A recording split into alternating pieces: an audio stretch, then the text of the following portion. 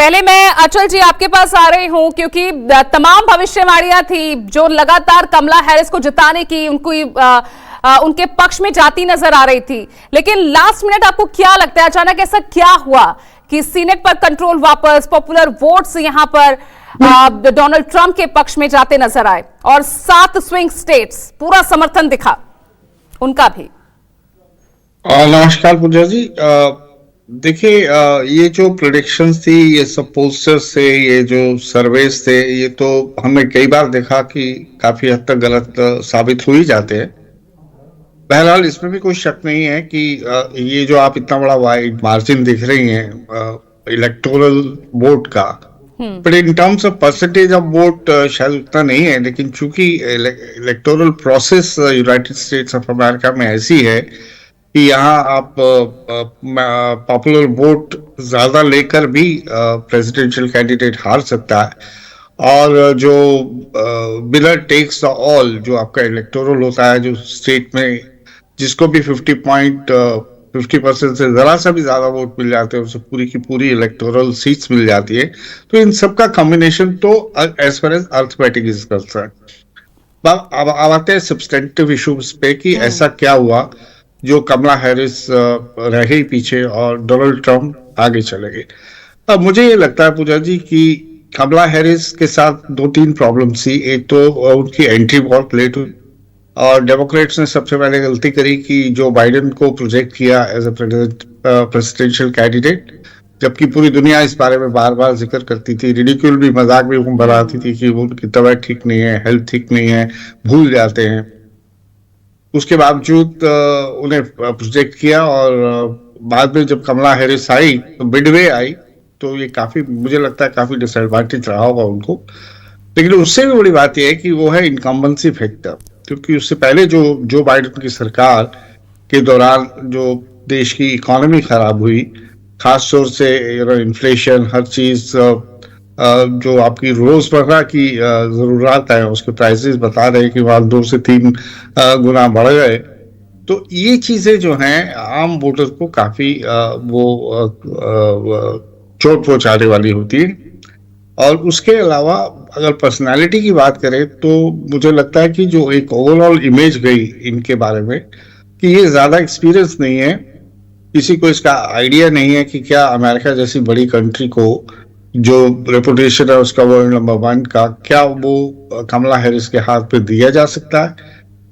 As compare Donald Trump tried and tested है, 4 साल वो पहले रह चुके हैं प्रेसिडेंट, और उनकी कई शॉर्टकमिंग्स हैं। वो मर्क्यूरल टेम्परामेंट है उनका, वो एस्टैब्लिशमेंट जो इंस्टीट्यूशंस में है उनमें ज्यादा बहुत विश्वास नहीं करते हैं, एंटी एस्टैब्लिशमेंट भी हैं, इंडिविजुअलिस्टिक भी हैं। लेकिन एक इमेज उनकी ये भी है कि वो फर्म है, डिसाइसिव है, और जो भी वो डिसीजंस लेते हैं मजबूती से लेते हैं।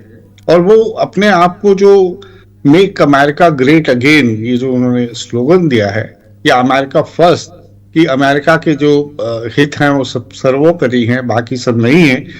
इलीगल माइग्रेशन को भी लेकर उन्होंने सवाल उठाए हैं। तो शायद ये सब चीजें जो हैं आम पब्लिक वोटर्स के साथ रेजोनेट की हैं और उन्हें लगा कि शायद अमेरिका जो है ज्यादा सेफ रहेगा। क्योंकि डोनाल्ड ट्रंप से पहले जो 4 साल जो बाइडेन की सरकार है उसमें तो कमजोरियां नजर आई उन्हें। वर्ल्ड रेपुटेशन भी अमेरिका की स्लाइडिंग रही है, चाहे वो अफगानिस्तान रहा हो, उसकी जो रशिया यूक्रेन वॉर इतनी चला दी उन्होंने, इन्फ्लुएंस नहीं कर पाए उसको ठीक से। इजराइल पे भी ऐसा कई बार नेतन्याहू ने दिखाया कि वो परवाह नहीं कर रहे उनकी। और अफगानिस्तान से मैंने बताया विड्रॉल जो है शेपलेस, बहुत ही उस तरह के हालात में। तो एक अमेरिका की इमेज जो थी जो बाइडेन और डेमोक्रेट्स के अंदर, वो ठीक नहीं थी। तो लगता है कि शायद ऐसा लगा उन्हें कि अगर डोनाल्ड ट्रंप को एक बार फिर मौका दिया जाए और तो अमेरिका के लिए, अमेरिका की इकोनॉमी के लिए, अमेरिका की इमेज के लिए ये सब ज्यादा बेहतर रहेगा। और मुद्दे भी जो उन्होंने उठाए वो कोर इश्यूज थे। फिर ये इन्होंने जो एक मुद्दा बेचने की कोशिश करी डेमोक्रेट्स ने कि डेमोक्रेसी खतरे में है, हमारे यहाँ भी एक कैंपेन चली थी संविधान खतरे में है, तो शायद अपील नहीं किया आम वोटर्स के साथ कि भाई इंस्टीट्यूशंस कमजोर हो जाएंगी, डोनाल्ड ट्रंप आएंगे तो या होंगी या नहीं होंगी, परहैप्स अमेरिकन वोटर्स को इस बात का कोई ज्यादा वो नहीं है। तो उन्होंने मुझे लगता है कि उन्हें लगा कि बिटवीन द टू कैंडिडेट्स ये डोनाल्ड ट्रंप के हाथ में अगर अमेरिका को दिया जाए तो शायद बदलाव आएगा। अदरवाइज वो तो कमला हैरिस तो वही लेगेसी को आगे बढ़ाएंगी, और वो इस केपेबल है भी है या नहीं है कहना बड़ा मुश्किल है।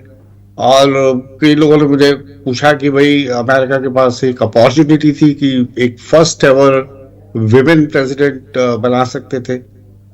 तो मुझे नहीं, आई एम नॉट श्योर कि अमेरिकन सच में चाहते भी थे कि किसी वुमेन को वहां प्रेसिडेंट बनाया जाए।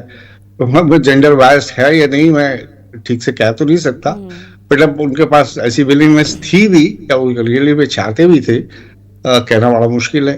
तो ये कुछ भी आप कह सकते हैं कि ज्यादा फेवर नहीं किया। ऐसा भी नहीं है कि वो बुरी तरह से पिटी है, क्योंकि इनका इलेक्टोरल सिस्टम ही ऐसा है कि जरा इधर से उधर हुए तो आपकी सीधी 20-20 इलेक्टोरल वोट्स जो है दूसरे के पाले में चले जाते हैं। पेंसिल्वानिया को देख लीजिए, एक असेसमेंट ये है कि पेंसिल्वानिया से अगर वाइस प्रेसिडेंशियल नॉमिनी लिया होता, एक अच्छा कैंडिडेट थे, अगर उनको लिया होता तो शायद पेंसिल्वेनिया और दूसरी एक दो स्विंग स्टेट्स है, they would have voted in a different manner. और पेंसिल्वेनिया से अगर 17 या 19 से 20 जो भी सीट्स हैं वहां पे वो यहाँ चली जाती तो एकदम जो काट है वो बैलेंस एकदम बदल जाता है। तो बहुत सारे मल्टीपल फैक्टर्स हैं। At the end of the day मुझे लगता है कि डोनाल्ड ट्रंप की personal appeal as a better candidate, जो उनके हाथ में अमेरिका का भविष्य ज्यादा सेफ रहेगा, ये शायद ज्यादा रेजोनेट किया आम वोटर के साथ, और वो चीज उन्हें कमला हैरिस पे नहीं दिखाई दी। ओवर टू यू पूजा। जी जी, दीपक वोरा जी भी हमारे साथ जुड़ गए हैं, साथ ही आप अनिल सिंह को भी देख पा रहे हैं हमारे साथ इस वक्त बने हुए हैं न्यूयॉर्क से, और वॉशिंगटन डीसी से हमारे साथ अनिल सिंह हैं। दीपक वोरा जी, पहले मैं आपके पास आ रही हूं, और धीरज कौल भी आपको नजर आ रहे हैं हमारे साथ न्यूयॉर्क से जुड़ गए हैं। दीपक वोरा, आपके पास मैं आ रही हूं। दीपक जी, समझना चाहूंगी आप इस जीत को किस तरह से देख रहे हैं, बिकॉज जो यहां पर Donald Trump tried and tested थे, इसलिए विश्वास उनकी तरफ ज्यादा गया, या फिर अपने कैंडिडेट के चयन में कहीं ना कहीं डेमोक्रेट्स ने यहां कुछ भूल की? किस तरह से आप देख रहे हैं? आभारी हूं मैम कि आपने ये मौका दिया है आपके शानदार चैनल पर आने का, और फिर आपसे बहुत कुछ सीखता हूं। अजय मल्होत्रा साहब एम्बेसडर यहाँ पर हैं, बाकी आपके विशेषज्ञ हैं, इनकी जानकारी मुझसे कहीं ज्यादा है। थैंक यू वेरी मच, ये अपॉर्चुनिटी है इनसे भी सीखने की। 3 इश्यूज थी मैम, मैं अमेरिका में सर्व कर चुका हूं, मैं रहा हूं और हर साल 2 बार जाता हूं, हमारे बच्चे वहां पर हैं। 6 इलेक्शंस मैं वहां पर देख चुका। वोटिंग किस चीज पे होती है? आप रोनाल्ड रेगन तो फिल्म स्टार था, लेकिन उसकी और दूसरी तरीके से भी अपील होती थी। आप किसी को लाके वहां खड़ा कर दो, ऐसे वोट नहीं करेंगे। इस बार इश्यूज क्या थी? पहली चीज अमेरिकन साइकी के बारे में, they don't like to be number 2। America loves a good fight. दूसरे विश्व युद्ध के बाद वो नंबर 1 रहे हैं, पहले कुछ देर के लिए जॉइंट नंबर 1 सोवियत संघ के साथ, जब सोवियत संघ टूट गया फिर नंबर 1। और इसने क्या बोला था? Make America great again. मैं आपको वो वापस, इसकी जो एक्सेप्टेंस स्पीच थी विनर की कि together we will work to make America great again, ये रेजोनेट करता है। दूसरा, महंगाई। मैम ये चीज बड़ी दिलचस्प है, जब मैं अमेरिका जाता हूं, अब मैं आपको एग्जांपल दे रहा हूं, 4-5 साल पहले जब मैं गया, एक पतलून खरीदी $20 की, आज वो $100 की है या $80 की है, 4-5 गुना बढ़ चुका है। गैस, पेट्रोल की कीमत अब होगी $5 पर gallon. American are not used to this. खाद्य पदार्थों की कीमत बढ़ गई है, American are not used to this. दुनिया का 60% जो भोजन जाया होता है वो अमेरिका में होता है, थोड़ा सा खाया बाकी फेंक दिया। They are not used to this, so they want controlled price. So inflation was a very major issue. पहले तो था कि उनकी जो सेल्फ कॉन्फिडेंस है उसको चोट लगी थी, छोटे से छोटे पिस्सू से देश उनको अपोज करते थे। फिर inflation. Third was illegal immigrants, that's a major issue. अब वो आरोप लगाया है डोनाल्ड ट्रंप ने, और मैं उनको मैकडोनाल्ड ट्रंप कहता हूं, आरोप उन्होंने ये लगाया है कि ये जो बुल्टन साहब की एडमिनिस्ट्रेशन, उनको तो पता नहीं था बाइडेन साहब को दुनिया में क्या हो रहा है, कि उनकी जो एडमिनिस्ट्रेशन थी उन्होंने इन लोगों को जान के लाने दिया है, जितने भी हैं 1 करोड़ 2 करोड़ तरह तरह के फिगर्स हैं, क्योंकि वो लोग अमेरिका के अंदर एक चाइना बनाना चाहते थे। चाइना क्यों इतना सक्सेसफुल हुआ फैक्ट्रीज में? मैं मिसाल के तौर पर, अगर आप बिजनेस करना चाहें, बाकी लोग यहां पर मौजूद हैं, न्यूयॉर्क में इस समय मिनिमम वेज है $15 या $16 प्रति घंटा। मैं कभी फैक्ट्री नहीं लगाऊंगा। मैं फैक्ट्री जाके लगाऊंगा चाइना में, जहां पे 1 सेंट या 2 सेंट की तनख्वाह है, या भारत में लगाऊंगा जहां पे $1 की तनख्वाह है।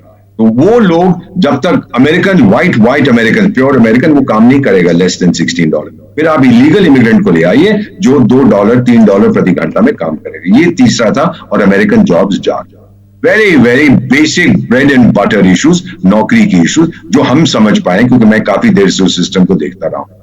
Donald Trump appealed to this. अब ये जो मैडम थी कमला दीदी हैरिस, जिनके दांत दुनिया में सबसे ज्यादा फोटोग्राफ्ड है, वो हर चीज पे हंस पड़ती थी, और उनकी हंसी भी नेचुरल तो नहीं लगती थी बहुत से लोगों को, मुझे मालूम नहीं है। वो उन्होंने अपील किया था टू द हार्ट। वो बातें करती थी वैल्यूज की, वो बातें करती थी डेमोक्रेसी की, वो बातें और करती थी।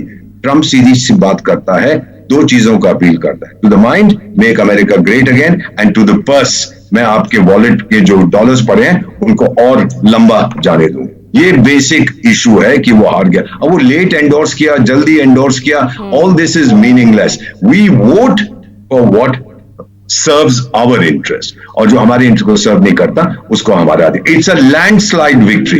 ये कहना कि अमेरिकन सिस्टम करके लैंडस्लाइड नहीं है, it is a landslide victory. मेरा ख्याल 300 से ज्यादा वो पहुंच गया, उसको 272 इलेक्टोरल कॉलेज की वोटें चाहिए थी जीतने के लिए। ही हैज क्रॉस्ड दैट, तो इट्स रियली क्वाइट अमेजिंग। और जब उनकी स्पीचेस हो रही थी एक्सेप्टेंस की, किसी ने कहा था दिस इज कर्मा, मुझे याद नहीं किसने ये बोला था।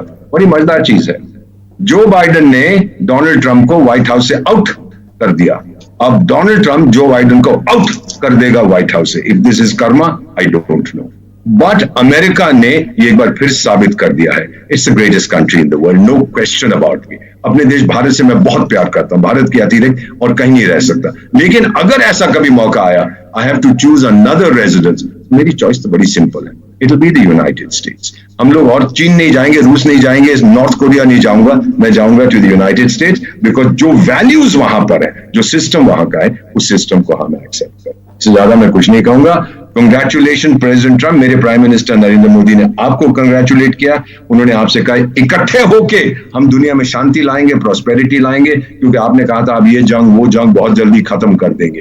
वेरी गुड, गो अहेड, हम आपकी मदद करेंगे इसके अंदर। और जो प्राइम मिनिस्टर मोदी का मैसेज गया है, it's a message from an equal to another equal, बराबरी का था। और फिर उन्होंने जफ्फी डालते हुए उनको दिखा, वो तो नरेंद्र मोदी की जादू की जफ्फी है, सबका दिल जीत देते हैं जफ्फी डालकर। अब तकलीफ किसको होगी ये भी मैं बता देता हूं। एक तो ding dong ping pong tingling जो है चाइना को, उसका नाम मैं भी बुढ़ा हो गया हूं, 73 साल का हूं, उसको बहुत तकलीफ होगी कि ये क्या हो गया। और फिर वो जो यूक्रेन का है, क्या नाम है उसका, बेगिंस्की, वो बेग करता रहता है, उसको बहुत तकलीफ होगी, क्योंकि मैकडोनल्ड ट्रंप, क्षमा कीजिए, मैकडोनल्ड ट्रंप भी, उनकी पॉलिसी ये रहेगी कि भाई हमने जो करना था कर दिया, अब तूने लड़ना है रूस के साथ, तू लड़, मैं तेरी मदद नहीं करूंगा। यूरोपियन करना चाहते हैं करने दो। और ये पुतिन को फोन करके, पुतिन का मैसेज इसको आ गया, ये फोन करके बोलेगा चलो यार अब ये सब बंद करें, आप और हमारे दिल एक ही जगह है। मैं तो रूस में भी रहा हूं मैम, रशियंस को अगर आधा मौका आप देंगे ना, they will all run off to the United States, क्योंकि उनके दिल उस सिस्टम। अब वो अलग बात है कि चीन की तरफ चल गए etcetera. So all in all, Trump की जो जीत है, it's a victory for people across the world. President Donald Trump, welcome, and I congratulate you individually on your victory. ठीक है, आपने बहुत अच्छे से दीपक जी तमाम स्थितियां सामने रखी हैं। मैं क्योंकि इस बीच अब ये लैंडस्लाइड जो विक्ट्री जिसे आप करार दे रहे हैं ट्रंप की, अब किस तरह का जोश वहां की जनता में है, क्या माहौल है? अनिल सिंह बताइए जरा, क्या माहौल वहां पर देख रहे हैं? देखिए, अभी तो प्रोसेस जारी है, ट्रंप की विक्ट्री यहाँ हुई है, सब लोग इसके बारे में बात कर रहे हैं कि विक्ट्री के क्या कारण हैं, और इस पे चर्चा होती रहेगी। और मुझे जो लगा, मैं जो 20 दिन से मैं देख रहा हूँ यहाँ, कि ट्रंप के विक्ट्री का सबसे बड़ा कारण ये है कि यहाँ पे ट्रंप ने एक सेंटिमेंटल मुद्दा ऐसा उठाया जो अमेरिकन्स को और यहाँ के यंग अमेरिकन्स को काफी अपील किया।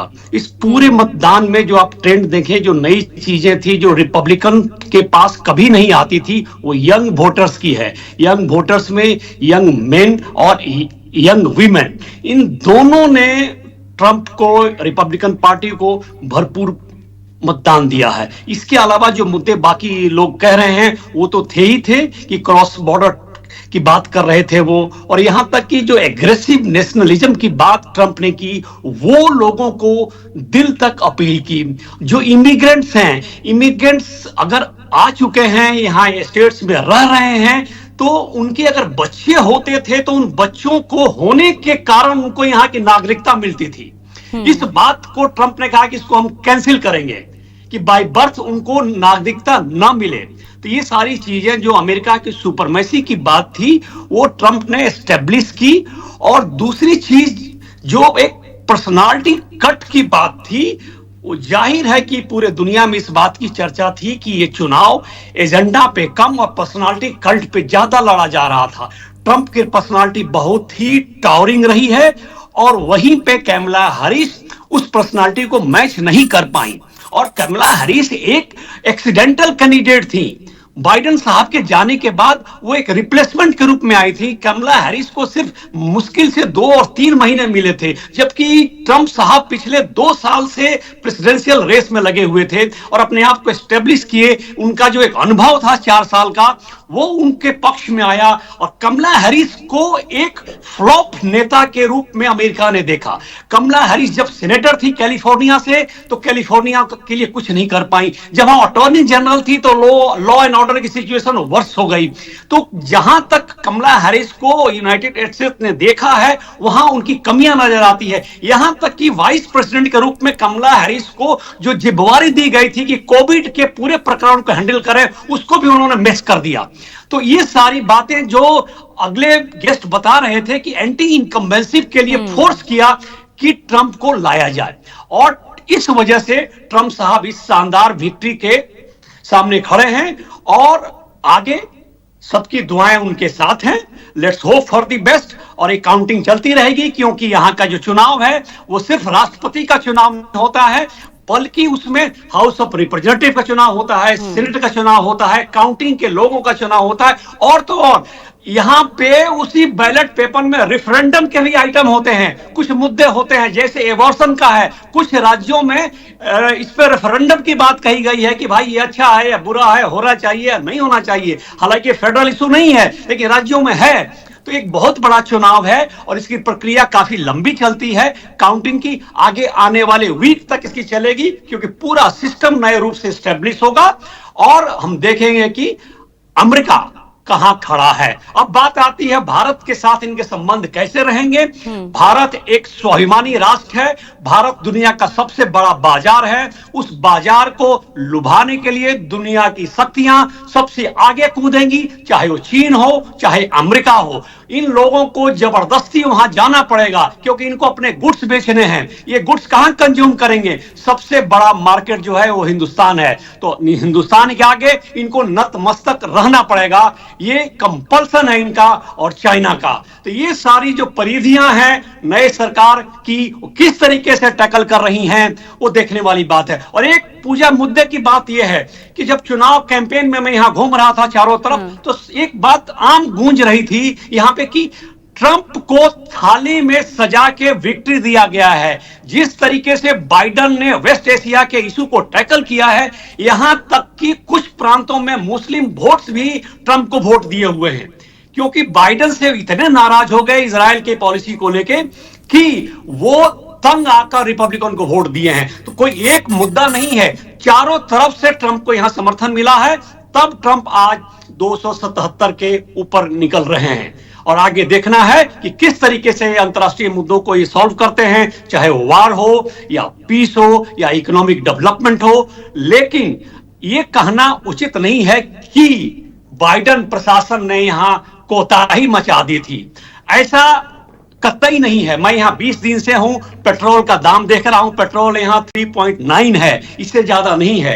एम्प्लॉयमेंट की भी स्थिति उतनी खराब नहीं है, एम्प्लॉयमेंट भी ठीक है। और हिंदुस्तानियों की स्थिति भी उतनी खराब नहीं है जो 4 साल पहले थी, जिनको H1 वीजा के लिए डिनाई किया जा रहा था। ठीक है, तो ऐसा नहीं है कि बाइडेन का प्रशासन एक बोझ था, लेकिन चूंकि सेंटिमेंटल अपील ट्रंप ने किया, वो अपील अमेरिकन के हृदय तक जाकर चुभी और इस वजह से ये विक्ट्री में तब्दील हुई है। पूजा।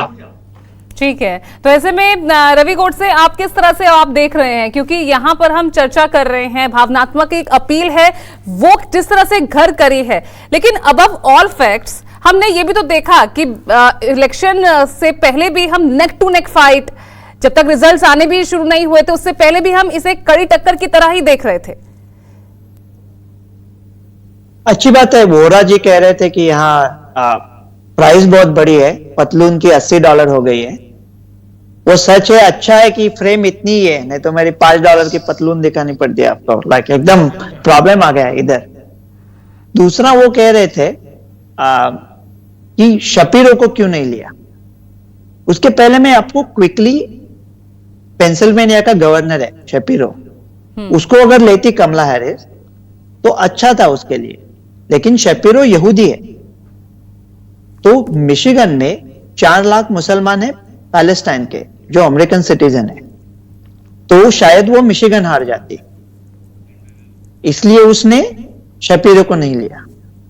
वो शायद अभी रेट्रोस्पेक्ट में गलती है। तो आप कह रही थी कि पोल में ये मिस कैसे हुआ, तो मैं आपको हिंदी पिक्चर लेके समझाता हूं क्या हुआ। देखो, कमला हैरिस हारी इसलिए नहीं कि वो औरत थी, वो औरत भी थी और काबिल भी नहीं थी।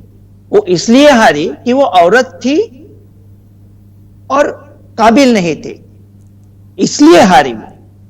तो ये पोल का आप बात कर रहे हो, ट्रंप थोड़े गोविंदा की तरह है। मैं जब मेड स्कूल में था ना, तो मुझे कोई पूछेगा कौन से मूवी देखने को जा रहा है, मैं बोलने वाला नहीं था दोस्तों को गोविंदा का मूवी देखना रहा। मैं रास्ते से जा रहा था, भेलपुरी खा रहा था, कौन बोलेगा।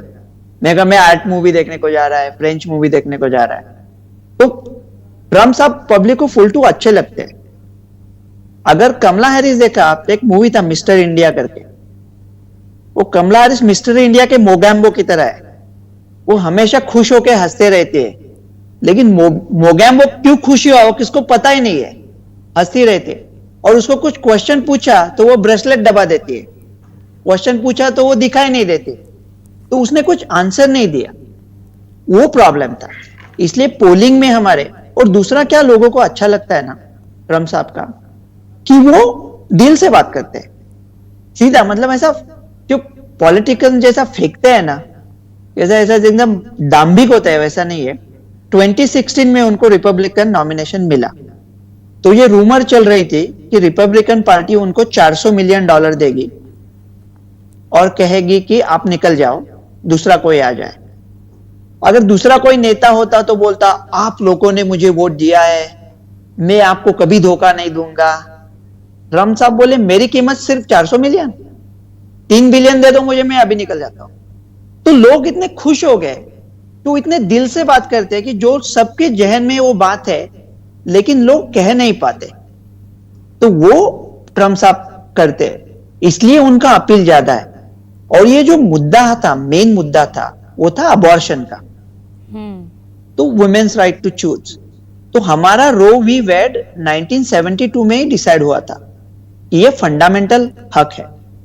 लेकिन 2022 में डॉब्स डिसीजन आया, तो उससे उन्होंने फंडामेंटल राइट से निकाल करके स्टेट्स में डाल दिया।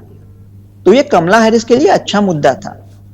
और मैं ज्यादा टाइम नहीं लेना चाहता, लेकिन ये सबसे अहम मुद्दा है अबॉर्शन का। क्या होता, एनेस्थीसिया का जन्म हुआ था 1841 में, लेकिन हम महिलाओं को एनेस्थीसिया नहीं देते थे डॉक्टर लोग बच्चे पैदा होने के समय, क्योंकि हमने कहा कि इतना दर्द तो नहीं होता, हमको क्या मालूम है, हमको फर्क नहीं पड़ता, नहीं दर्द नहीं होता, छोड़ दो।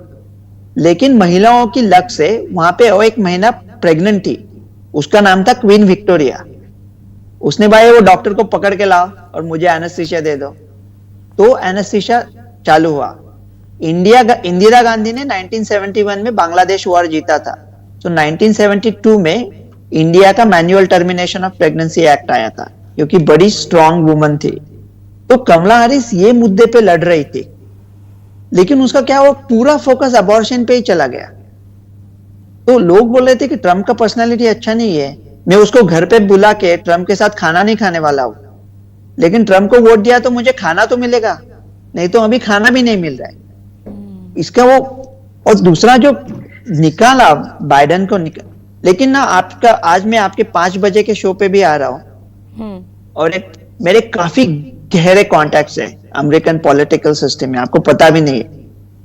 अभी भी कमला हैरिस प्रेसिडेंट हो सकती है, इतना ही नहीं कमला हैरिस प्रेसिडेंट होगी, वो मैं 5 बजे बताने वाला हूं। मेरा थोड़ा एक सोर्स से कंफर्म करने वाला हूं। कमला हैरिस अभी भी प्रेसिडेंट होगी और मतलब आप ऐसा कह रहे हैं कि अभी भी गुंजाइश है उनके सामने? नहीं, ये इलेक्शन जीतने की गुंजाइश नहीं है। हाँ। लेकिन वो अभी भी प्रेसिडेंट होगी। और जैसा आपने मुझे कोविड के टाइम देखा होगा, ऐसा हवा में नहीं बात कर रहा हूं, कह दिया ना बस कह दे, वैसा ही होगा। चलिए, तो आपने तो फिल्मी अंदाज में एकदम सलमान खान के रूप में आके कह दिया तो बस कह दिया, लेकिन बहुत बड़ा खुलासा कर रहे हैं संजीव त्रिवेदी, बहुत बड़ा खुलासा कर रहे हैं, कमला हैरिस होंगी प्रेसिडेंट। नहीं, लगे हाथ उनसे ये पूछ लीजिए कि इस बार की बात कर रहे हैं या 2028 की बात कर रहे हैं या 2032 की? नहीं, इस बार तो नहीं होगी, ये इलेक्शन तो हार चुकी है। तो यही कह रहा हूं मैं, साल 2028 या 32 की बात हो रही है। इस बार हाँ। तो सब कुछ खुली किताब बन चुकी है, पूजा और कुछ भी शेष नहीं है। अब होता क्या है, हारे को हरिनाम और जो जीता वही सिकंदर। तो अब तमाम जो अच्छाइयाँ हैं ट्रंप साहब की वो बाहर आ रही हैं, पर हकीकत तो यही है ना कि एक ऐसे व्यक्ति को अमेरिका ने चुना है जिनके ऊपर अभी क्रिमिनल मामले हैं आज की तारीख में। एक ऐसे व्यक्ति को जिनके दौर में वो हुआ जो कि कभी नहीं हुआ था, अमेरिकी व्हाइट हाउस पर लोग चढ़ गए और 6 जनवरी 2021 को वो जो दृश्य है वो सबने देखा था। तो सवाल यहाँ पर ये नहीं है कि कौन जीत के आया है, सवाल ये है कि जो अमेरिकी हित है वो अमेरिकी हित को पूरा कौन करता है। यहाँ व्यक्ति से ज़्यादा उस पार्टी को वोट दिया गया है जो पार्टी अमेरिका के बारे में सोचती है, अमेरिकियों के बारे में सोचती है और जो अपने आप को वर्ल्ड लीडर मानता है और अपनी जिम्मेदारियां न केवल अमेरिका के लिए बल्कि पूरी दुनिया के लिए समझता है, वो डेमोक्रेट्स होते हैं। उन्हें ये लगता है कि हम तो वर्ल्ड लीडर हैं और हमारी जिम्मेदारी मिडिल ईस्ट में अगर वॉर हो रहा है तो वहाँ भी है, यूरोप में भी है, नेटो को भी हमें चलाना है। ऐसा नेतृत्व नहीं चाहिए। अमेरिका ने ये कह दिया है। अमेरिका आज की तारीख में एक ऐसे लोगों का देश बन चुका है जिन्हें अपने स्वयं के बारे में, अपने अस्तित्व के बारे में कहीं ना कहीं खतरा होने लगा है। उन्हें लगने लगा है कि हम तो दुनिया भर के बॉस कहे जाते हैं, लेकिन घर में ही ऐसा लग रहा है कि हमारी स्थिति जो है वो कमज़ोर होती जा रही है। और अमेरिकन वाइट्स जो हैं ख़ास तौर पर, और जिनकी आबादी करीब करीब 62% कही जाती है अमेरिका में, उन्हें और उनका जो सबसे ज़्यादा वोट है वो अमेरिका के रूरल इलाके, ग्रामीण क्षेत्रों में है और इन इलाकों में ही सबसे ज़्यादा ट्रंप का सपोर्ट है। वहाँ ये बातें बहुत ज़्यादा मायने रखती हैं कि तुम्हारी ज़मीन ले लेगा, तुम्हारे संसाधन ले लेगा बाहर वाला, तुम्हारे पेट्स को खा जाएगा। कुछ इस तरह की बातें भी ओहायो में कही थी ट्रंप साहब ने। तो कुल मिलाकर ऐसा लगता है कि अमेरिकियों को अपने अस्तित्व को लेकर के वो समझाने में सफल रहे कि तुम ही बहुत खतरे में हो, और इस कारण से आज की तारीख में उनको वो वोट्स मिले हैं जो शायद किसी ने सोचा भी नहीं था। अब किसने सोचा था कि वर्जीनिया भी एक स्विंग स्टेट बन जाएगा, लेकिन वो इस बार बना। आपने सोचा था कि 7 जो राज्य हैं वो ज़्यादातर राज्य चले जाएंगे ट्रंप की तरफ। अगर ऐसा पहले से तय होता तो फिर वो स्विंग स्टेट कैसे कहलाते। लेकिन देखिए, एक तरफा जीत उनको मिली है, क्योंकि कहीं ना कहीं कुछ बातें हैं जो कि डराने लगी अमेरिकियों को। लगने लगा उनको कि हम तो यहाँ के ओरिजिनल हैं, लेकिन कुछ लोग जो चले आ रहे हैं, लैटिनोज हैं, वो ख़त्म कर देंगे हमें। कुछ लोग जो कि चले आ रहे हैं मैक्सिको बॉर्डर से, चाइनीज़ और इंडियंस और अफ्रो अमेरिकन, ये सब मिल करके हमें कहीं ना कहीं पुश कर देंगे और हमारा क्या होगा फिर। और ये जो डर है, इसने इस बार सबसे ज़्यादा भूमिका निभाई है। और दूसरी वजह यह भी है कि जो एंटी इनकम्बेंसी होता है वहाँ पर चीज़ों के दाम बढ़े हैं, इस बात से डिनाई नहीं किया जा सकता है। और लोगों को यह समझाने में ट्रंप साहब सफल हुए कि ये जो आपके इन्फ्लेशन है, चीज़ों के दाम बढ़ रहे हैं, वो इसीलिए कि अमेरिका एक युद्ध को फंड कर रहा है, यूक्रेन और रूस के बीच जो चल रहा है, या फिर इजराइल की बैकिंग करने में हमारा खर्चा हो रहा है और आपकी कीमतें इसलिए बढ़ रही हैं। लोगों को ये बात ही समझ में नहीं आई कि फिजूल के वॉर्स में हमें क्यों जाना है। ये ऐसे मुद्दे थे जो कि एक आम अमेरिकी को बहुत ज़्यादा अपील करते थे और ऐसा लगता है कि उसी का नतीजा हम देख रहे हैं। लेकिन दिलचस्प तो यहाँ ये है पूजा कि हमारे सहयोगी अनिल जी तो इतने कॉन्फिडेंट थे सुबह में जब हम लोग शुरुआत कर रहे थे, तो आखिर उनका तो ये कहना था कि ये तो शुरुआती रुझान है और ऐसा कुछ नहीं होने जा रहा है। तो कमला हैरिस को लेकर उन्हें इतना विश्वास, आखिर कौन से ऐसे फैक्टर्स थे, उनसे समझना बड़ा जरूरी है। अनिल जी जवाब दीजिए। हालांकि आपने कहा कि जितना महंगाई यहाँ पर दूसरे जो गेस्ट बता रहे उतनी महंगाई नहीं है यहाँ पर, आप इस बात को भी कहते नजर आए। देखिए, संजीव जी की बात को मैं सीधी तरीके से कहता हूं, पूरी दुनिया जानती है कि सारा चुनाव एक तरफ, पेंसिल्वानिया और मिशिगन के चुनाव एक तरफ। ये बात कही जा रही थी कि जिस समय पेंसिल्वानिया और मिशिगन के रिजल्ट आएंगे उसी समय डिसाइड हो जाएगा कि अमेरिका का राष्ट्रपति कौन बनेगा। यही हुआ, यही मेरा स्टैंड था और रिजल्ट आते ही पता लग गया कि स्थिति क्या है। और रही जहां महंगाई की बात, तो जो चीज मैंने यहां देखा है, जो देख रहा हूं, उसको मैंने बयान किया है। उसमें कहीं से कोई रत्ती भर का इधर सुधर नहीं है। हाँ, जो यहाँ हिंदुस्तान के लोग हैं, चाहे वो डेमोक्रेट्स हों चाहे रिपब्लिकन्स हों, उनसे हमारा संपर्क है, उनका इंटरव्यू कर रहे हैं, उनसे हम बात कर रहे हैं और जो बातें उनसे सुनी गई है, कही गई है, उसको एक्सप्रेस किया गया और दिखाया गया। और बाकी जीत हार तो लगी रहती है। अब मोदी जी 400 सीट ला रहे थे, कहां 240 पे आके गिर गए। देश की तमाम एजेंसियों ने क्या कहा कि 400 ही सीट आ रही है। लेकिन सोशल इंजीनियरिंग यहाँ पर भी काम आई ना अनिल सिंह जी? बिल्कुल, सोशल इंजीनियरिंग यहाँ पर भी काम आई। कहां पूंजीपतियों की पार्टी कही जाती है रिपब्लिकन्स? इसका जवाब मैं धीरज जी आपसे लूंगी। धीरज जी, पूंजीपतियों की पार्टी अवश्य है, ये पूंजीपति सपोर्ट करते हैं। ट्रंप के पास बहुत पैसा है। अब ये आपको ऑन स्क्रीन नहीं कहा जा सकता कि पेंसिल्वानिया में कितने पैसे खर्च किए गए हैं, जो यहाँ चर्चा हो रही है। तो चीजें हैं और चूंकि जो जीता वही सिकंदर, तो ट्रंप साहब आज सिकंदर हैं और कमला हैरिस सबसे फ्लॉप उपराष्ट्रपति हैं। ये बातें कही जा रही हैं और सब लोग कहेंगे, जिनकी हैसियत है वो भी कहेंगे, जिनकी हैसियत नहीं है वो भी कहेंगे। और इसमें कोई नई बात मैं नहीं कह रहा हूं, ये बातें हैं और होती रहेंगी। जी ठीक है। जो अप्रत्याशित जीत दर्ज की है धीरज, अगर मैं इसको ब्रॉडर प्रोस्पेक्ट में अगर मैं समझने की कोशिश करूं, भारत को लेकर, भारत के संदर्भ में और अमेरिका में रह रहे भारतीयों के संदर्भ में, आप किस तरह से देख रहे हैं इस जीत को?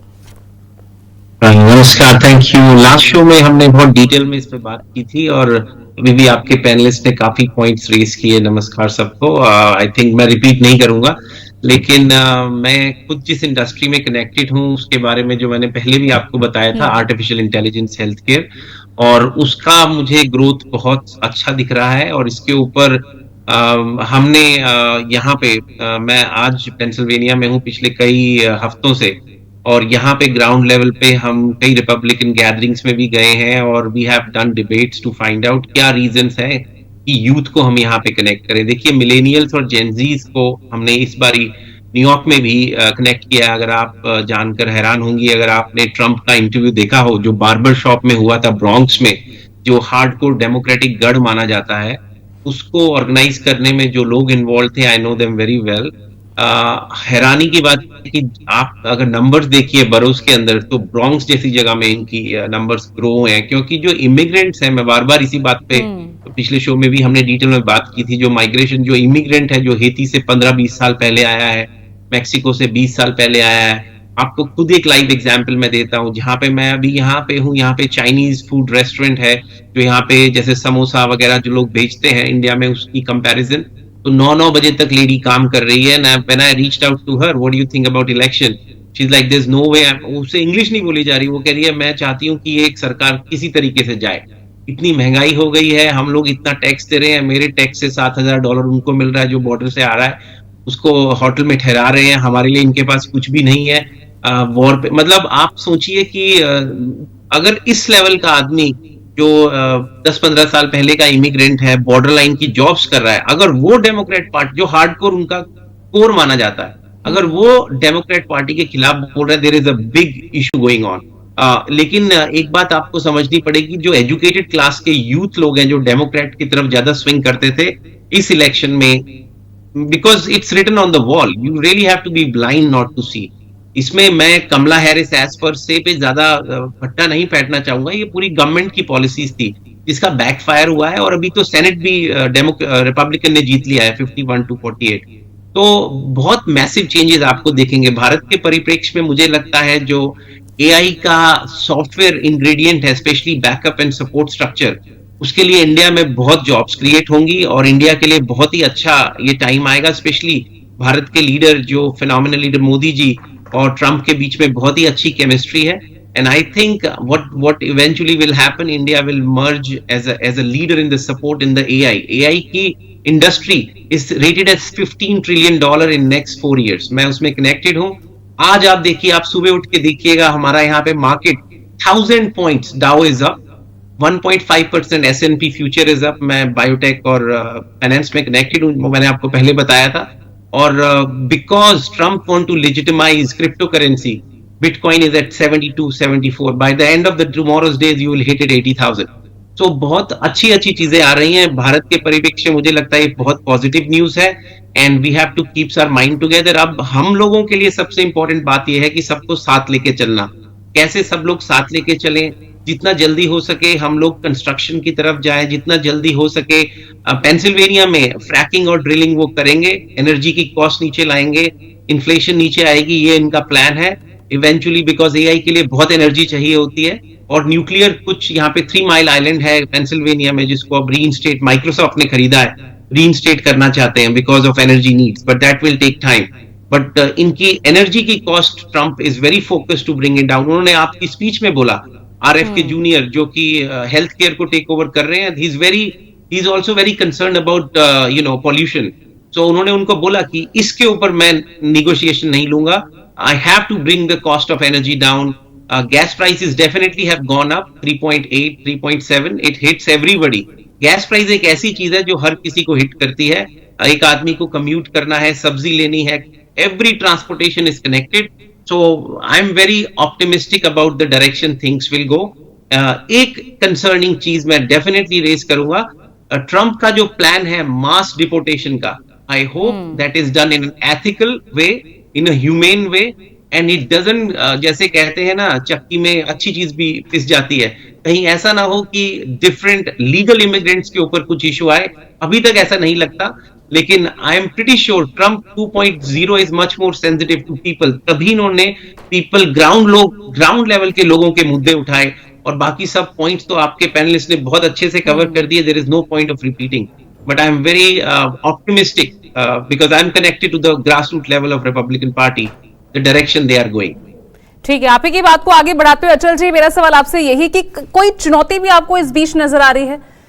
इलीगल माइग्रेंट्स का मुद्दा बहुत जोर शोर से यहां उठाते नजर आए थे, और अब भी उस पर प्रतिबद्ध नजर आए अपनी विक्ट्री स्पीच में भी। जी देखिए, अगर आप ठीक से बात, तो इलीगल माइग्रेंट तो इलीगल माइग्रेंट है, कोई भी कंट्री नहीं चाहेगी, हम खुद नहीं चाहेंगे कि हमारे देश में कोई इलीगली आए। सवाल सिर्फ इतना है कि जो लीगली, जो व्हाइट कॉलर, जो पढ़े लिखे लोग जा रहे हैं, क्या उनके खिलाफ, उनको लेके डोनाल्ड ट्रंप का क्या इश्यू रहेगा? इलीगल माइग्रेंट्स के खिलाफ अगर वो कोई एक्शन लेते हैं, तो मुझे नहीं लगता किसी के पास भी कोई भी केस है उनको अपोज करने का। ये उनकी अपनी सोच है। अगर उन्हें चीप लेबर नहीं चाहिए तो नहीं चाहिए, और यही वजह है, जैसे एम्बेसडर वोरा साहब ने भी ये पॉइंट आउट किया था, मैं भी यूरोप में रहा हूँ तो मैंने देखा है, वहाँ पे ये आम बात है, उनको रिसीव किया जाता है, वेलकम किया जाता है, उनके कार्ड्स बना दिए जाते हैं, डोल दे दी जाती है, और फिर चुपके से आंखें बंद कर लेते हैं, क्योंकि यही लोग हैं जो जाके रात को 2 बजे अखबार फेंकते हैं, शीशे साफ करते हैं, गाड़ियाँ साफ करते हैं, घरों में सफाइयाँ करते हैं। तो ये चीजें मिलती नहीं है उन्हें, उस जो वहाँ की पब्लिक है। आप शायद हैरान हो जाएगी, ऑस्ट्रिया के प्रेसिडेंट की मदर जो बहुत ही एल्डरली थी, उनकी देखरेख के लिए ईस्ट यूरोप से क्वालिफाइड नर्स आधे से भी कम प्राइस में उन्होंने हायर कर रखी थी। यानी ये सब लोग जानते थे इस बात को, तो ये निकाल देंगे तो उसके बाद क्या इम्प्लीकेशन होगी, वो बात की बात। लीगली आने वाले लोगों को मुझे नहीं लगता कि डोनाल्ड ट्रंप ज्यादा टारगेट करेंगे, क्योंकि पढ़े लिखे लोग आए, यहाँ काम करें, यहाँ की इकोनॉमी में कंट्रीब्यूट करें। अकेले अमेरिका को नहीं चला सकते। जहाँ तक चैलेंजेस का सवाल है, बहुत चैलेंजेस है। हम हमेशा ही एक फ्रेज यूज करते हैं कि किसी भी नए आने वाले के पास कोई मैजिक वैंड तो होती नहीं कि जादू की छड़ी चलाएंगे इन्फ्लेशन नीचे चला आएगा, बट हो सकता है उस दिशा में काम करे। अगर उस पर डिलीवर करते हैं तो lives up to his promises, good for the country. War की बात करते हैं, यहाँ देखिए हमारे प्राइम मिनिस्टर मोदी और डोनाल्ड ट्रम्प जो है कह सकते हैं हम कि सेम पेज पे हैं, दोनों एक ही भाषा यूज करते हैं। उन्होंने कहा I don't want wars, Modi ji भी कहते हैं कि युद्ध जो है कोई सोल्यूशन नहीं है, बैटल फील्ड में कुछ डिसाइड नहीं हो सकता, डिप्लोमेसी और डायलॉग से बात होनी चाहिए। अब इस कन्वर्जेंस को आगे बढ़ा के कहाँ क्या किया जा सकता है देखने वाली बात है। जेलेंस्की को थोड़ा आर्म्स ट्विस्टिंग कर सकते हैं, बोला कि भाई अब आई विल विथड्रॉ, मैं अपनी सपोर्ट विथड्रॉ कर रहा हूँ, अब तुम कोई तरीका ढूंढो और काम करो। इजराइल हमास इतनी बड़ी जूश लॉबी है, उनका इन्फ्लुएंस है, वहां किस तरह के कदम उठा पाते हैं वो देखने वाली बात है। ईरान के पीछे पहले भी पड़े हुए थे, ईरान के पीछे बाइडेन भी पड़ा हुआ था, ईरान के पीछे ये भी पड़े रहेंगे। लेकिन एक कंट्री है नॉर्थ कोरिया, जिसको ये इंगेज करेंगे, ये मेरा मेरा मेरा मानना है। इन्होंने पिछले टेन्योर में भी किया था, और अगर ये नॉर्थ कोरिया के जो प्रेसिडेंट है वहां के, हम सब जानते हैं एक्सेंट्रिक हैं, पागल हैं, कभी भी न्यूक्लियर उस पर हाथ दबा सकते हैं, अगर उसको इंगेज करते हैं तो मुझे लगता है कि रीजनल स्टेबिलिटी और इंटरनेशनल पीस की दिशा में अच्छा काम होगा। ये रशिया, चाइना और नॉर्थ कोरिया, ईरान, इस ये जो इमर्जिंग जो इनका एक नया एक पोलराइजेशन है, उसको तोड़ तो नहीं पाएंगे, लेकिन डाइल्यूट करने की कोशिश जरूर करेंगे। भारत के साथ तो मेरे सभी को पैनलिस्ट जानते हैं, कह भी चुके हैं, बात भी कर चुके हैं हम इस बारे में। अमेरिका में बाइपर्टिजन सपोर्ट है। एक एरिया है जहां मुझे लगता है कि हमें भारत को थोड़ा रिलीफ मिलेगा, वो एरिया है दी सो कॉल्ड ह्यूमन राइट्स। ये जो डेमोक्रेट्स हैं वो बहुत ऑब्सेस्ड रह रहे हैं इस बारे को। समय समय पे हमारी इंटरनल जो डेवलपमेंट्स होती है, आर्टिकल 370 एब्रोगेशन हो, रीऑर्गेनाइजेशन ऑफ JNK हो, दूसरी ये रिपोर्ट्स निकालते रहते हैं स्टेट डिपार्टमेंट।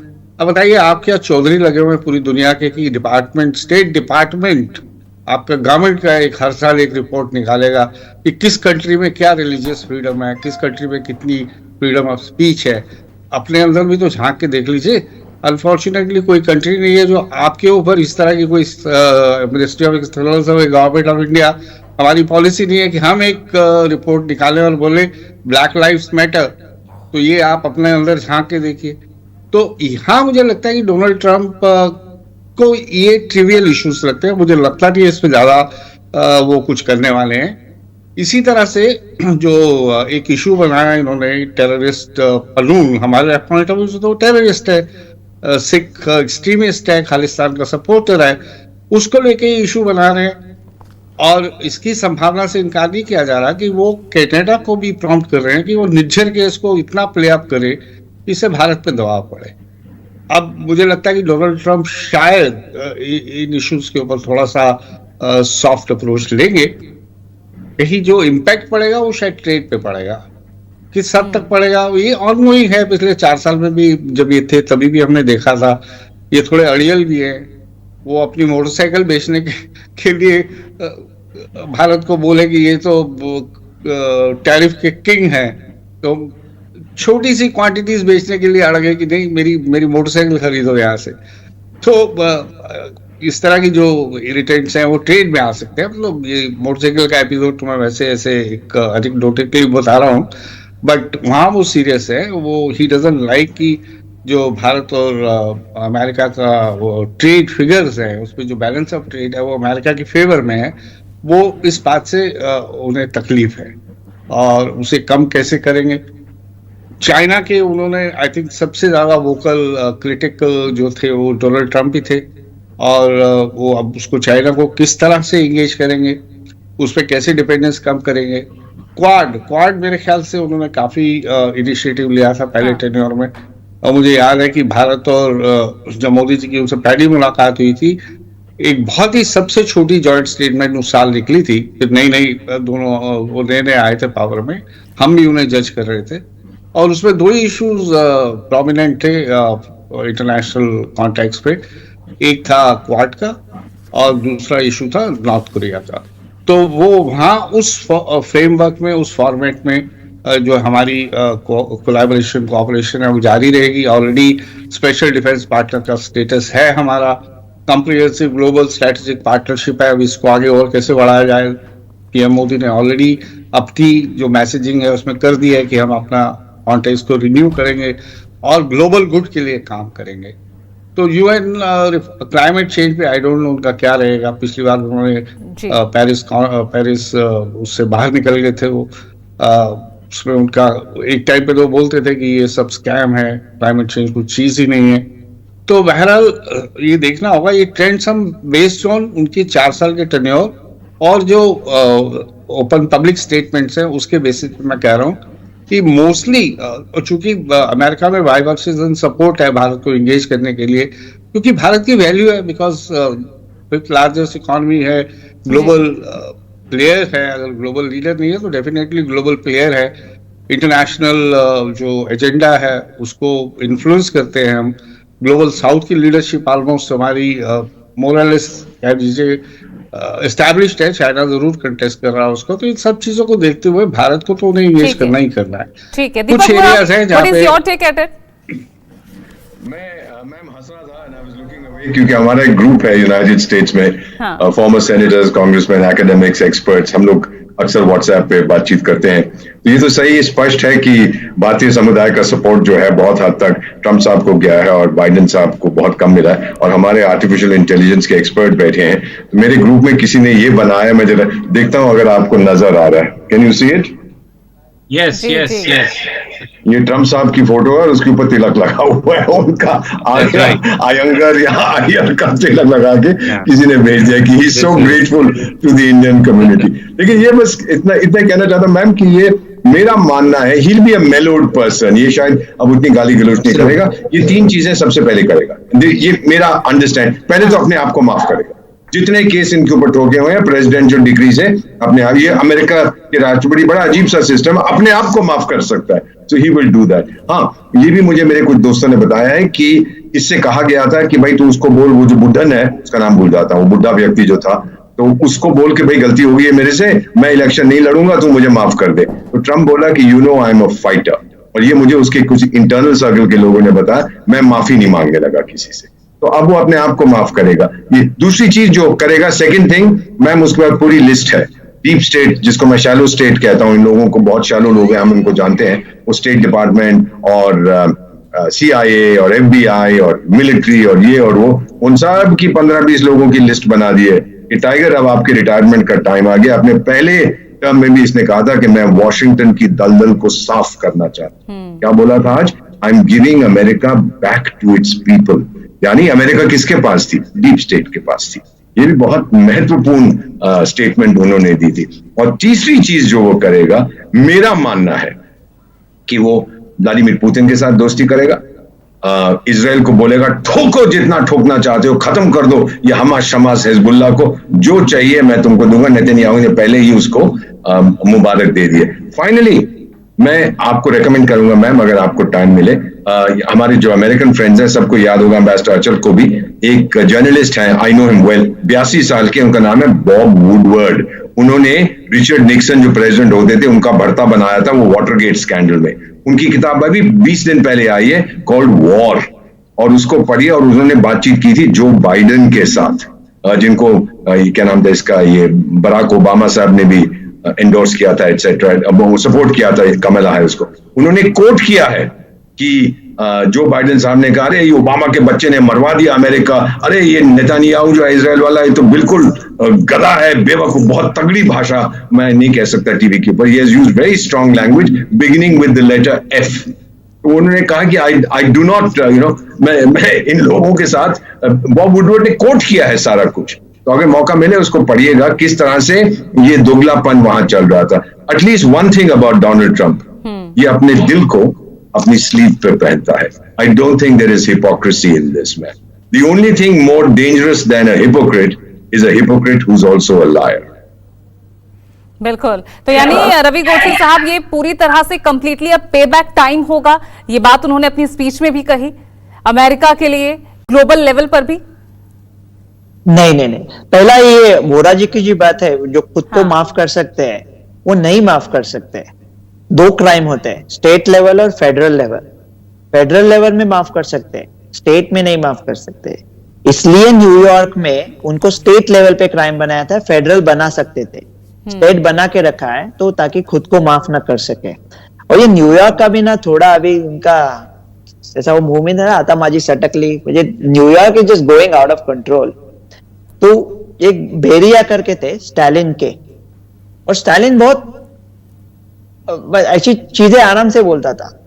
वो बोलता था people who cast votes don't decide anything, people who count votes decide the election. तो ऐसा वो स्टालिन का एक पुलिस इंस्पेक्टर था, उसका नाम था बेरिया। तो बोलता था मुझे कोई भी आदमी दिखाओ, मैं कोई तो क्राइम ढूंढ लेता हूं। तो ये स्टम्प का जो क्राइम है वो स्टैच्यूट ऑफ लिमिटेशन पार कर चुका था, वो करके उसको बनाया। और सुप्रीम कोर्ट से ऑलरेडी डिसीजन आया, तो उनको खुद को माफ करने की कुछ जरूरत नहीं है, वो अपने आप अपील में हो जाएगा। वो खुद को माफ करे तो अच्छा नहीं लगता। रिचर्ड निक्सन ने, जो उन्होंने बॉब वुडवर्ड की बात की थी, खुद को माफ नहीं किया था, जेराल्ड फोर्ड ने उनको माफ किया था। इसलिए जेराल्ड फोर्ड हार उसी वजह से जेराल्ड फोर्ड इलेक्शन हारे थे, लेकिन रिचर्ड निक्सन ने खुद को माफ नहीं किया था। और ये जो आप प्रतिशोध की बात कर रहे हैं, ये नहीं होगा अभी, क्योंकि ट्रम्प साहब को पूछा था कि क्या आप बदला लोगे आने के बाद, बोले नहीं, कामयाबी मेरा प्रतिशोध होगा। कि सब लोग जब साथ में सक्सेसफुल होंगे तो एक दूसरे के साथ लगड़ा चढ़ाई क्यों करेंगे। तो ये मेरे ख्याल से अभी इतना बहुत पोलराइज हो गया है ना। और क्विकली यूक्रेन पे एक बात कहता हूं, एक इंडियन दोस्त है, अमेरिकन सिटीजन है, बोला ट्रम्प को वोट किया ना तो यूक्रेन को बॉर्डर करने वाले सारे देश पुतिन के अंडर चले जाएंगे, रशिया के अंडर। बोला ठीक है, ये ले पेपर, ये ले पेंसिल, नाम लिख ले तू साले पहला। सारे जो कंट्रीज जो यूक्रेन को बॉर्डर करते हैं, उसको एक भी कंट्री का नाम नहीं आया, रशिया का भी नहीं सोच सका वो। तो बोला तो तुझे कंट्री के नाम ही नहीं मालूम है तो तुझे क्या फर्क पड़ता है। तो ये जो मसला है यूक्रेन का, जो सबसे बड़ा मसला मैंने कहा था, अगर 5 सेकंड में समझा सको, आप ये समझ लो ये सब मुद्दा है क्राइमिया पे। और लोगों के ध्यान में नहीं आता कि क्राइमिया रशियन है। अब सोचो, कोलकाता जहां है वहां नहीं है, कोलकाता चित्तगांव की तरफ है, ऐसा सोचो। वेस्ट बंगाल है, पश्चिम बंगाल, पूर्व बंगाल, दोनों पे ब्रिटिशों का राज है। पूर्व बंगाल कोलकाता में है, ऐसा सोच लो, नहीं है लेकिन सोच लो। तो कोलकाता के चारों तरफ पूर्व बंगाल है, और लेकिन ब्रिटिश है, वो बोलते ठीक है कोलकाता का कारोबार संभालेगा पूर्व बंगाल, बाद में ब्रिटिश चले जाते हैं। पश्चिम बंगाल का होता है भारत, पूर्व बंगाल का होता है बांग्लादेश, और कोलकाता बांग्लादेश के साथ चला जाता है। एक दिन इंडिया गुस्सा आके कोलकाता पे अटैक करता है नेवी से, और फिर कोलकाता को जीत लेता है। कोलकाता में जाती है नदी गंगा, हुगली, जिसको बांग्लादेश बंद करता है, और फिर इंडिया गुस्सा होके लैंड बॉर्डर। इतना बड़ी स्टोरी इसलिए बोला, अभी सोचो कि कोलकाता है क्राइमिया, यूक्रेन है बांग्लादेश, और इंडिया है रशिया। क्राइमिया 300 साल से रशियन था, अभी भी 60% एथनिक रशियन है, मेरे काफी क्राइमियन दोस्त है। तो क्राइमिया 1956 में यूएसएसआर दोनों, यूक्रेन भी यूएसएसआर में था, रशिया भी था, तो 1956 में क्राइमिया दिया था यूक्रेन को, ऐसा ही टाइम पास प्रशासन के लिए। तो 2014 में जब ओबामा प्रेसिडेंट थे, तब पुतिन ने वो जीता था, तब ये डेमोक्रेट कुछ नहीं बोले, ये फाइटिंग वाइटिंग करने का तो सर ट्रम्प को करने का, उन्होंने कुछ नहीं किया। तो क्राइमिया में निपर करके रिवर जाती है, उसके ऊपर डैम बनाया यूक्रेन ने। जब डैम बनाया तो मालूम था रशिया को मेनलैंड से कोई कनेक्शन नहीं है, इसलिए उनको ब्रिज ऑफ कर्च बनाना पड़ा। अभी एक सिंपल आइडिया है, मोदी और ये कर सकते हैं कि क्राइमिया को टूरिस्ट जोन बनाओ, कैंकुन जैसा, जो पैसा आएगा आपस में बांट लो, लड़ाई वगैरह बंद करो, ये हो जाएगा, 5-10 दिन में हो जाएगा। ये इतना कोई बड़ा मसला नहीं है, क्योंकि बात होती है रिलीजन पे। रशिया और यूक्रेन दोनों का रिलीजन सेम है, ईस्टर्न ऑर्थोडॉक्स, भाषा भी सिमिलर है, पीते वोडका, खाते पिरोगे, अभी झगड़ा क्यों करे। बिल्कुल, लेकिन यहाँ पर संजीव मैं आपसे समझना चाहूंगी क्योंकि लोकल फैक्टर्स यहाँ पर, क्योंकि एंटी इनकम्बेंसी एक बड़ा फैक्टर है कि लैंडस्लाइड विक्ट्री इस बार हासिल हुई है यहाँ डोनाल्ड ट्रंप को, लेकिन इसके बावजूद भी अलग चुनौतियां हैं बतौर वर्ल्ड लीडर। अपनी छवि मिडल ईस्ट से भी जो संकट इस वक्त बना हुआ है, ग्लोबल मेस जिस तरह से इस वजह से फैला हुआ है, अभी ये सभी लुक आफ्टर करना है, तो चुनौतियां तो कम उनके पास नहीं होगी। जितनी गुडी गुडी पिक्चर लग रही है उतनी असल में है क्या? जाहिर है कि अमेरिका आज की तारीख में जिस तरह के क्राइसिस में है वो अपने आप में एक इलेक्शन इशू के रूप में भी आपको दिखाई पड़ा। हाँ। जितनी बातें हम लोगों ने अभी कहीं सुनी है वो वहाँ की समस्याएं थी। समस्या ये कि भाई क्यों आप हमें दूसरे के वॉर्स में लेकर के जाते हैं, समस्या ये कि बाहर वाले क्यों आते हैं, समस्या ये कि यहाँ महंगाई क्यों है, समस्या ये कि फंडामेंटल राइट आखिरकार अबॉर्शन क्यों नहीं है। तो ये तमाम ऐसे मसले थे जो समस्या के तौर पर थे, जिसे कन्वर्ट किया गया चुनावी मुद्दे के तौर पर, और आपने देखा कि वो ट्रंप को फेवर कर गया। तो जाहिर है कि एक मेस है और उसे सॉल्व करना है डोनाल्ड ट्रंप को। पर मैं तो इससे भी ज़रा बेसिक एक बात पर जाना चाहता हूँ पूजा, और मैं ये सोचता हूँ कि जुलाई के महीने में पेंसिल्वेनिया में ही गोली चल गई, और गोली चलने के बाद ये तय हुआ कि बाइडेन साहब जो है वो उपयुक्त नहीं हैं। ये डेमोक्रेट्स ने तय किया और कमला हैरिस को फिर से एक तरह से लाया गया, ऊपर ही उन्हें राष्ट्रपति पद का उम्मीदवार बना दिया गया। मैं कभी कभी सोचता हूँ कि जब और ये हमारे जो सहयोगी हैं पैनल में बताएंगे कि अगर प्राइमरी से उनको जीतना पड़ता, अगर एकदम नीचे से आना पड़ता, तो क्या डेमोक्रेटिक नॉमिनेशन मिलता क्या कमला हैरिस को? क्या अमेरिका इतना लिबरल हो चुका है कि वो कमला हैरिस को डेमोक्रेटिक नॉमिनेशन देता, एक ब्लैक महिला को जो कि वहाँ उसके पेरेंट्स गए थे, उसके पहले से वहाँ पर कोई ट्रेस नहीं है, तो क्या उसे मिलता? और ज़्यादातर लोग कहते हैं कि नहीं मिलता। तो इतना भी ज़्यादा नहीं है लिबरल, दरअसल एक कंजर्वेटिज्म का बायस है वहाँ पर। और आज तक देखिए, आप हिलरी क्लिंटन की बात छोड़िए, आप छोड़िए कमला हैरिस की बात, आज तक कहाँ कोई राष्ट्रपति हुई है वहाँ पर महिला। ये दो प्रयास तो खारिज हो गए, इसको तो लेकर के बीत गए डोनाल्ड ट्रंप, लेकिन महिला नहीं हो पाई, ग्लास सीलिंग नहीं टूट रहा है। और सबसे बड़ी बात यह है आज की तारीख में कि हमारी जो समस्याएं हैं वो डोनाल्ड ट्रंप से भी हैं, हमें नहीं भूलना चाहिए। देखिए, टैरिफ एक ऐसा मसला है, एक ऐसा वेपन है हाथ में डोनाल्ड ट्रंप के कि वो उसका इस्तेमाल चीन के खिलाफ ज़बरदस्त तरीके से करेंगे और उनके प्रोडक्ट्स को अपने देश में नहीं आने देना चाहेंगे। लेकिन चीन के साथ साथ वो भारत जैसे देशों को प्रभावित भी करेगा क्या? ये बात अपने आप में बहुत महत्वपूर्ण है।